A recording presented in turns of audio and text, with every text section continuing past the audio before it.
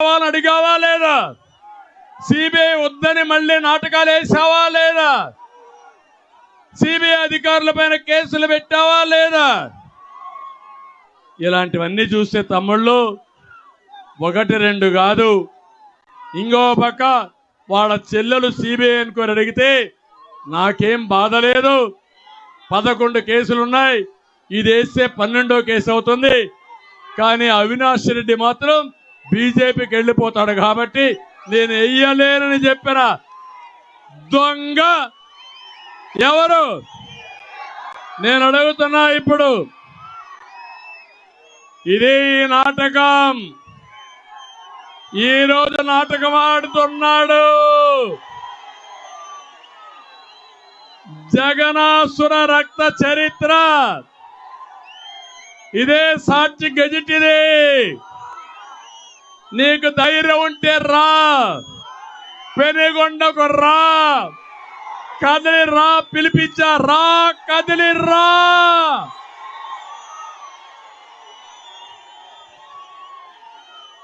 చర్చకు రా, కదిలి రా. ఎవరు వివేకాన్ని చంపారో చెప్పాల్సిన అవసరం ఉందా లేదా మీకు? మీరు తెలుసుకోవాల్సిన అవసరం ఉందా లేదా మీకు? ఏమయ్యా తమ్ముళ్ళు, హత్యలు చేసే వాళ్ళు ముఖ్యమంత్రిగా అర్హులా? అర్హులా అని మిమ్మల్ని అడుగుతున్నా. ఆమోదిస్తారా అని మిమ్మల్ని అడుగుతున్నా. నీ ప్రాణానికి రక్షణ ఉందా? మీ ఆడబిడ్డల శీలానికి రక్షణ ఉందా? నాకు రక్షణ ఉందా? వేదిక పైన వాళ్ళకి రక్షణ ఉందా? ఇలాంటి దుర్మార్గుడు అవసరమా మనకు? అవసరం లేదంటే గట్టిగా చప్పట్లు కూడా చెప్పండి. తమ్ముళ్ళు, నా బాధ ఇదే. నేను ఆ రోజు రాయలసీమలో ముఠా నాయకులను అణిచివేసిన పార్టీ, తీవ్రవాదుల పైన పోరాడిన పార్టీ, మత విద్వేషాలు నియంత్రణ చేసిన పార్టీ. రాజకీయ రౌడీలు నాకు ఒక లెక్క కాదు. ఈరోజు రేపు చెప్తున్నా, ఇష్టానుసారంగా మా కార్యకర్తల్ని ఎక్కడికక్కడ వేధిస్తున్నారు. ఖబర్దార్, జాగ్రత్తగా ఉండండి. దెబ్బకు దెబ్బ, మంచికి మంచి.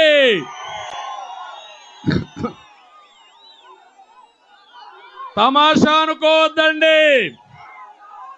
అనంతపురం జిల్లాలో రక్తాన్ని పారించారు. ఆ రోజు నేను వచ్చి నీళ్లు బారించాను. మళ్ళీ కబ్జాలు చేయాలనుకుంటున్నారు, నాశనం చేయాలనుకుంటున్నారు. ఇది మీ వల్ల కాదు. ఈ రాష్ట్రాన్ని కాపాడే బాధ్యత 5 కోట్ల మంది మేము తీసుకున్నాం. దానికి నిమిత్త మాత్రుడుగా, మీ నాయకుడుగా, మీ సేవకుడుగా నేను ముందుకెళ్తా. నేను పవన్ కళ్యాణ్ ఇద్దరం కూడా ముందుకెళ్తాం. ఎలాంటి త్యాగాలకైనా మేము సిద్ధం. మీరు సిద్ధమా? మీరు సిద్ధమా? తమ్ముళ్ళు, ఇష్టానుసారంగా చేసి 3 ముక్కలాట ఆడాడు. 3 రాజధానుల పేరుతో నాశనం చేశాడు. రాష్ట్రాన్ని మొత్తం ఇది చేశాడు. అందుకే సూపర్ 6 తీసుకొచ్చాం. నేను ఒకటే చెప్తున్నా, సంపద సృష్టించడం తెలిసిన పార్టీ తెలుగుదేశం పార్టీ. పేదరికం నిర్మూలన చేయడం తెలిసిన పార్టీ తెలుగుదేశం పార్టీ. ఇక్కడ ఉన్నారు తమ్ముళ్ళు, ఎమ్మెల్యేలు ఉన్నారు ఇక్కడ కొంతమంది. పెనుగొండ శంకర్ నారాయణ ఎమ్మెల్యే మొన్నటి వరకు ఇంకా ఉన్నాడు. సీటు తిరిగి అనంతపూర్కి ట్రాన్స్ఫర్ అయిపోయాడు. కళ్యాణదుర్గం సర్వాన్ని దోచేసుకున్నటువంటి ఇంకొక మంత్రి ఇక్కడికి వచ్చింది. సొంత నియోజకవర్గంలో గెలవలేరు. అక్కడ చెత్త, ఇక్కడ బంగారం అయిపోతున్న తమ్ముళ్ళు. చెత్త చెత్తే, అవునా కాదా అని మిమ్మల్ని అడుగుతున్నా. ఆ చెత్తను తొలగించుకుంటారా లేదా అని మిమ్మల్ని అడుగుతున్నా. అందుకే సబితను ఇక్కడ అభ్యర్థిగా పెట్టాం.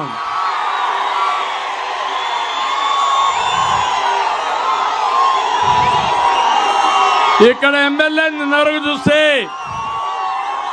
నియోజకవర్గాన్ని తమ్ముళ్ళకు అప్పచెప్పి 100 ఎకరాలు దోచేశాడు. పెన్నా నది నుంచి బెంగళూరుకి ఇసుక అక్రమ రవాణా చేసే పరిస్థితికి వచ్చాడు. అలాంటి ఎమ్మెల్యే పోయాడు. కానీ ఇంకొక ఆవిడ వచ్చేది పాపం ఆయన కంటే భయంకరమైన వ్యక్తి. నేను అడుగుతున్నా ఇక్కడ జగన్మోహన్ రెడ్డిని, మొన్ననే ఆంధ్రజ్యోతి విలేకరి ఫోటోలు తీస్తా ఉంటే వైఎస్ఆర్ గూండాలు ఆయన పైన దాడి చేశారు. గూండాలారా జాగ్రత్తగా ఉండండి. ఆయన మీద చేసిన దాడిని తీవ్రంగా ఖండిస్తున్నా. ఖండించడమే కాదు, ప్రతి ఒక్క దెబ్బ లెక్క పెట్టుకున్నా వడ్డీతో సహా చక్ర వడ్డీ మీకు తిరిగి చెల్లిస్తాం. రాప్తాడులో ఒక ఎమ్మెల్యే ఉన్నాడు, తోపు దుర్తి. దౌర్జన్యాలు దోపిడీలో మాత్రమే తోపు, అభివృద్ధిలో కాదు. లేఅవుట్ వేయాలంటే కప్పం కట్టాలి, పన్నులు కావాలంటే కమిషన్ ఇవ్వాలి. చెన్నై కొత్తపల్లిలో ఓ రైతు భూమి అమ్మలేదని మామిడి చెట్లు నరికించిన నరహంతకుడు ఈ తోపు. ఒకటే చెప్తున్నా, నా దగ్గర అన్ని లెక్కలున్నాయి, నీ అకౌంట్స్ అన్ని సెటిల్ చేస్తాను తోపు, జాగ్రత్తగా ఉండమని హెచ్చరిస్తున్నా. రాప్తాడు నియోజకవర్గంలో ఇసుక, మట్టి, కంకర దందా తాగిస్తున్నాడు. జాకీ పరిశ్రమ వెళ్ళిపోయిందా లేదా? 6,000 మంది ఉద్యోగాలు ఉష్కాకు అవునా కాదా? దీనికి కారకులు ఎవరు? సమాధానం చెప్పమని నిలదీస్తున్నా. ధర్మవరం కేతిరెడ్డి, ధర్మవరాన్ని పీడిస్తున్న కేటుగాడు అవునా కాదా? ధర్మవరాన్ని పీడిస్తున్న కేటుగాడు ఈ కేతిరెడ్డి. గుడ్ మార్నింగ్ అంటే జ్ఞాపకం వచ్చేది ఎవరు? గుడ్ మార్నింగ్ అంటే జ్ఞాపకం వచ్చేది ఎవరు? సోషల్ మీడియాలో ఏం తమ్ముళ్ళు పేపర్ టైగర్ ఈయన, నిద్ర చేస్తే గుడ్ మార్నింగ్, లోపల ఏం చేస్తారో తెలియదు. టౌన్ అనుకున్నటువంటి ఎర్రగుట్ట మింగేసిన వ్యక్తి ఉదయం నిద్ర లేస్తే ఆ ఫామ్ హౌస్ లో ఏం జరుగుతుంది తెలుసా తమ్ముళ్ళు? గుర్రపు స్వారీ. గుర్రాన్ని వేసుకొని ప్రజల్లోకి కూడా వస్తున్నాడు ఈయన. ఇలాంటి కేటుగాళ్ళు ఉంటే ఏమవుతుంది తమ్ముళ్ళు అని అడుగుతున్నా.